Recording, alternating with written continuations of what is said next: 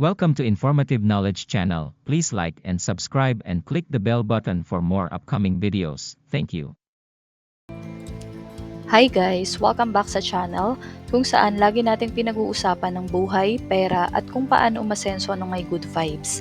Alam mo, madalas nating naririnig yung tanong na paano ba yumaman? Pero ang totoo, hindi lang ito tungkol sa pera. Ito ay tungkol sa disiplina, mindset at tamang diskarte sa buhay. Kaya kung gusto mong malaman ng totoong sekreto kung paano yumaman, stay ka lang dito, pag-uusapan natin yan. Ang tunay na simula ng yaman.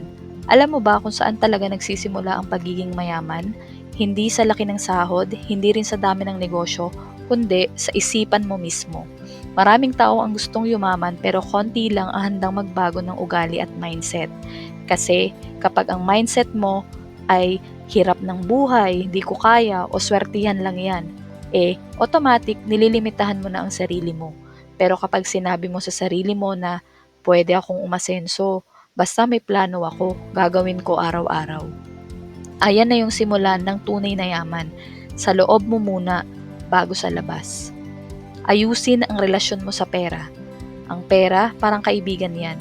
Kung marunong kang makitungo, mananatili siya sa'yo. Pero kung puro galit, stress at utang ang kasama ng pera, aalis yan. Kaya simula mong ayusin, takbo ng pera mo. Gumawa ng budget, ilista kung saan napupunta ang pera, magtabi kahit maliit, basta regular. Sabihin mo sa sarili mo, hindi ako broke, may system lang ako. Kasi ang mga mayayaman, hindi sila laging kumikita ng malaki. Ang sekreto nila, marunong silang maghawak ng pera. Multiple streams of income. Ito yung isa sa pinaka-importante. Kung isa lang ang source ng income mo, laging delikado yan. Ang mga mayayaman, maraming pinagkukunan. May main job sila, pero meron din silang side hustle. Pwedeng online selling, affiliate marketing, o freelancing. Tapos pag kumita, hindi ginagastos agad, ini-invest nila. Isipin mo to, gamitin mo ang main job mo para pondohan ang business mo. Tapos gamitin mo ang business mo para pondohan ang investments mo. At pag may investments ka na, sila na ang magtatrabaho para sa'yo. Yan ang tinatawag na money working for you. Bawasan ng utang at gastos. Ang yaman ay hindi lang sa dami ng pera, kundi sa konti ng utang. Ang simpleng buhay kapag marunong ka mag-budget, mas may peace ka kaysa sa taong may malaking kita pero laging kapos. Ang tip ko, gumamit ng 50-30-20 rule.